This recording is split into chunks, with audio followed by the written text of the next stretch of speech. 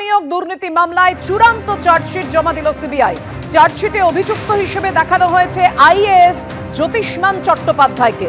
দুর্নীতির সময় ডিএলবি বিভাগের ডিরেক্টর ছিলেন জ্যোতিষ্মান।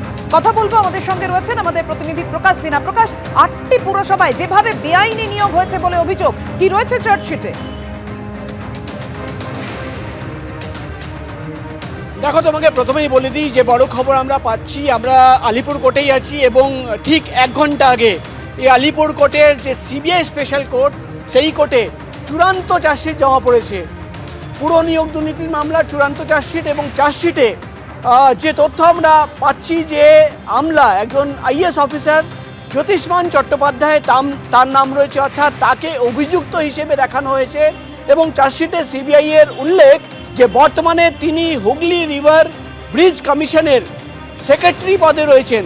এবং যেটা সিবিআই তরফে দাবি করা হচ্ছে যে সময় এই দুর্নীতি হয়েছিল সেই সময়ে তিনি কিন্তু যে সংস্থা ডিএলবি সংস্থা, যে সংস্থা চাকরি দিত, সেই সংস্থায় ডাইরেক্টর হিসেবে কাজ করতেন। এবং যেটা আমরা সিবিআই সূত্রে খবর পাচ্ছি যে চার্জশিটে জ্যোতিষ্মান চট্টোপাধ্যায় ছাড়া আরেকটা নাম রয়েছে, একটি সংস্থার নাম রয়েছে অয়নশীল। তোমার মনে থাকবে, যার অফিসে তল্লাশি অভিযান চালিয়ে পুরো নিয়োগ দুর্নীতির একাধিক যাবতীয় তথ্য এবং নথি পাওয়া গেছিল। সেই সংস্থায় এবিএস ইনফোজোন প্রাইভেট লিমিটেড, এই সংস্থার নাম রয়েছে। এবং আমরা যেটা সিবিআই সূত্রে জানতে পারছি যে চার্জশিটে মোট 600টির বেশি বেআইনিভাবে চাকরি হয়েছে, এই দাবি করা হয়েছে সিবিআই এর এই চার্জশিটে। এবং 8টি মিউনিসিপ্যালিটির নাম রয়েছে, যার মধ্যে দক্ষিণ দমদম, উত্তর দমদম, বরানগর, কামারহাটি সহ 8টি পুরসভার নাম রয়েছে। অর্থাৎ আমরা যেটা দেখলাম যে ঠিক 1 ঘন্টা আগে সিবিআই এর আধিকারিকরা কোর্টে আসেন। কোর্টে এসে সিবিআই স্পেশাল কোর্টে পুরো নিয়োগ দুর্নীতি মামলায় চূড়ান্ত চার্জশিট তারা জমা দিয়েছেন। সেই চার্জশিট কোর্ট গ্রহণ করবে কিনা সেটা দেখার বিষয় হবে।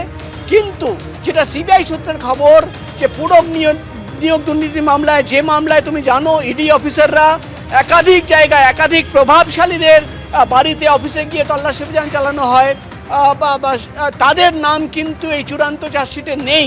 চূড়ান্ত চার্জশিটে, সিবিআই এর চূড়ান্ত চার্জশিটে কিন্তু একজন আমলার নাম রয়েছে, আইএএস অফিসার জ্যোতিষ্মান চট্টোপাধ্যায়। এবং সিবিআই এর এই চার্জশিটে সিবিআই আধিকারিকরা দাবি করছেন যে যেহেতু তিনি ডিএলবির ডাইরেক্টর ছিলেন, তার সময় এই সমস্ত নিয়োগ প্রক্রিয়া হয়েছে এবং তিনি জানতেন ভালোভাবে যে বেআইনিভাবে চাকরি হচ্ছে, কিন্তু সব জেনে বুঝেও কিন্তু তিনি পুরো কনস্পিরেসির পার্ট, এবং তাই জন্য তাকে অভিযুক্ত হিসেবে দেখিয়ে অ্যাকিউজ নাম্বার 1 হিসেবে এই চূড়ান্ত চার্জশিটে নাম রাখা হয়েছে। সব মিলিয়ে যেটা সিবিআই সূত্রের খবর, প্রায় গত 1.5 বছর থেকে 2 বছর ধরে তদন্ত চলছিল।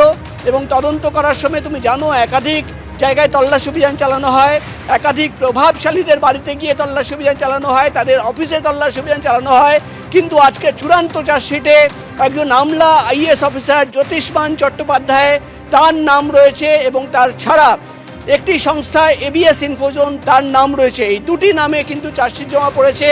আগামী দিনে চার্জশিটে আরও কী কন্টেন্ট আছে, কিভাবে এই 600টি বেআইনি চাকরি হয়েছিল 8টি পুরসভায়, দক্ষিণ দমদম, উত্তর দমদম, বরানগর, কামারহাটি সহ 8টি পুরসভায় বেআইনিভাবে চাকরি হয়েছিল, কিভাবে কি তথ্য প্রমাণ কোর্টে জমা পড়েছে, সেটা একবার কোর্ট কগনিজেন্স নেওয়ার পর চার্জশিটে জানা যাবে। কিন্তু সব মিলিয়ে যে বড় খবর আমরা পাচ্ছি, পুরো নিয়োগ দুর্নীতি মামলায় এবার কিন্তু সিবিআই তরফে চূড়ান্ত চার্জশিট জমা দেওয়া হলো। এবং এই চার্জশিটে একজন আমলা আইএএস অফিসার জ্যোতিষ্মান চট্টোপাধ্যায়কে অভিযুক্ত হিসেবে দেখানো হয়েছে।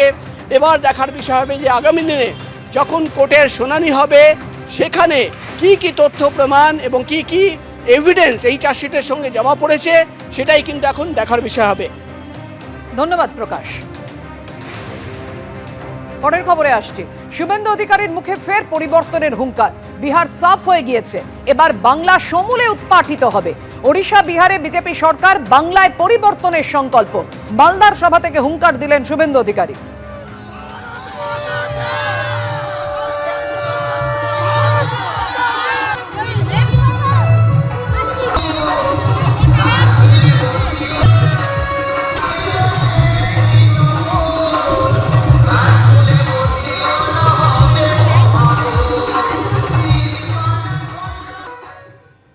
বিজেপিকে মিটিং করতে দেবে না।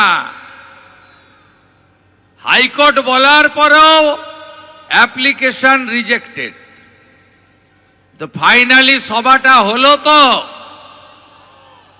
মমতা পুলিশ সভাটা হলো তো। আর 4 মাস আছে ভাই, চিন্তা করবেন না। এখান থেকে 50 কিলোমিটার দূরে বিহার সাফ হয়ে গেছে। এবারে বাংলা সমূলে উৎপাটিত হবে। আমরা বলি না অঙ্গ বঙ্গ কলিঙ্গ। 24-এ জয় জগন্নাথ বলে উড়িষ্যাতে বিজেপি সরকার হয়েছে, কলিঙ্গর পরে অঙ্গ হয়ে গেছে। বাকি থাকলো 26-এ বঙ্গ, অঙ্গ বঙ্গ কলিঙ্গ। ডক্টর শ্যামা প্রসাদ মুখার্জির স্বপ্ন পূরণ হবে। জয়ের লক্ষ্য, পরিবর্তনের সংকল্প। এবিপি আনন্দ, এগিয়ে থাকে, এগিয়ে রাখে।